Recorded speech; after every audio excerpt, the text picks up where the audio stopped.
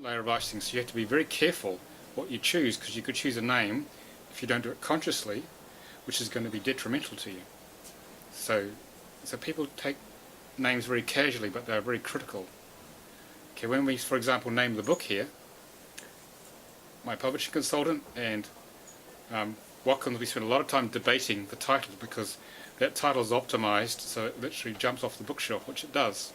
People tell me they come into the shop here and it jumps, they have a few other books in their hand, this jumps off the shelf and they put the others down and they buy that one. So we use it very effectively like this. So if you have the right name, you can attract all the right things to you. If you don't have the right name, it's not going to be so good, you see. So we go through a process of what we call name optimization to maximize your potential by infusing the right frequency, so you work through what's in your birth chart, personally. And then you go into meditation and you ask Great Spirit, give me a name. Give an example. I said I wanted a name to get me out there on my mission.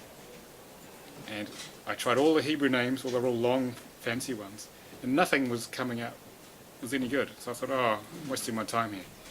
Then the client wrote to me twice in 2 weeks and called me David. And when I heard the second David, I thought, better pay attention here, which is the simplest Hebrew name you could have. So I put it in the middle, and it was perfect, but it wasn't what I thought it would be, but it was just what I needed. So you already have that name in you. It's just about working out how to get to it and converging on what's already there, because it's already in the plan. The fact that you've heard about it today means your soul saying, pay attention, Reuben. There's something for you. Certain name, and you've got to live with it. Why change it partway through? Well, it's because if you find out that a name optimization process is available, your soul's trying to tell you. What's your name? Tricia. So Tricia, it's trying to tell you, because you just manifested me to talk about it, that there's an opportunity to change your life.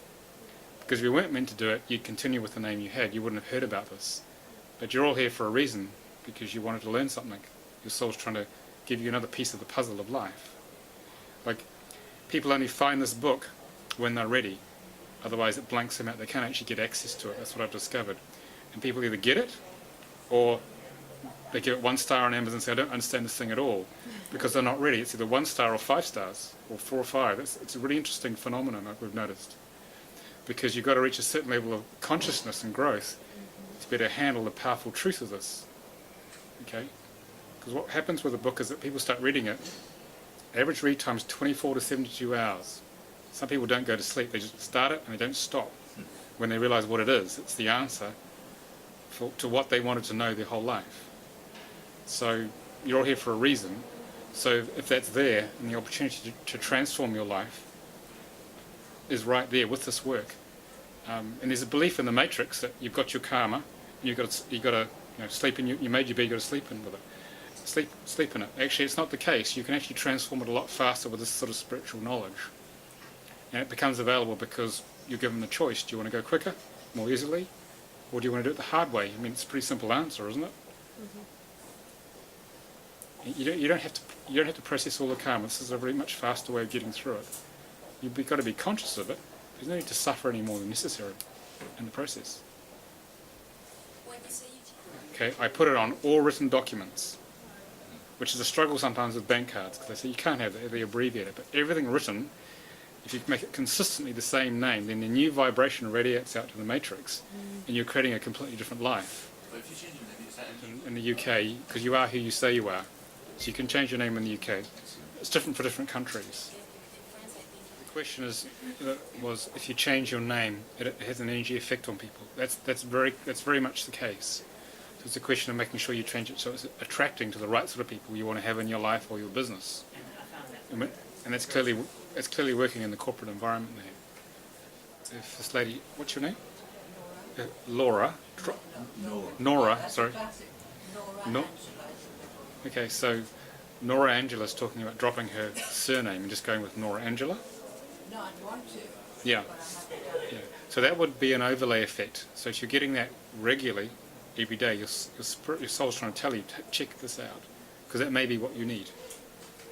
It's a hint, especially when you have that strong urge. But you need to check it to make sure that actually it does what the overlay effect is going to give you what you need in life. How do you check that out? Well, that's the name optimization process, or at least what we call an overlay reading process. The book only handles birth charts, but you need a practitioner to actually check that out, or I can check that out. The question is that Reuben had a name come to him in several different ways, including the meaning of its expression for naming his daughter. So that's your daughter's soul trying to give you the message, say, come on Dad, it's got to be this, making blatantly clear this is what it wants. You see, when my son was named, we used the system to try and work out a name so his karma would be minimized and his potential would be maximized. And so actually, we didn't have the middle name, but in the ward across from his mum, there was a Spanish lady, and she called her son Jonah. And my wife heard that, and she said, "That's the name, Nicholas. Go and check it." And because we've been trying for months to get this name right, and we tried it, and it was perfect. It gave him maximum power to burn through his karmic patterns, so we'd have a life that would be graceful and easy, which is what he's had after nearly 15 years, rather than having a struggle. So it was really obvious to us because you couldn't miss it. Same idea. Okay. Any other questions? If a woman doesn't take her husband's name when she gets married. A couple of issues here. Usually a woman is standing in her power, but also she may intuitively feel the name is not good for her energetically if she takes that name. Okay. Sometimes it's good for a woman to take the husband's name because it could help her with an overlay effect of working through some serious challenges in her life. So it just depends on the situation. Depends on the situation. Find the names. Yes, for both. Yes. So what happens? I've had people do this. Often, if it's meant to happen, it actually gives them really optimal names if you do it properly. Okay. I've had a couple of friends do this, and it actually works really well for both of them. And the order changes whether one is before the other or not? It has to be in a specific order, but it has to be checked properly. I wouldn't go off and do this casually because you don't know what you're going to get.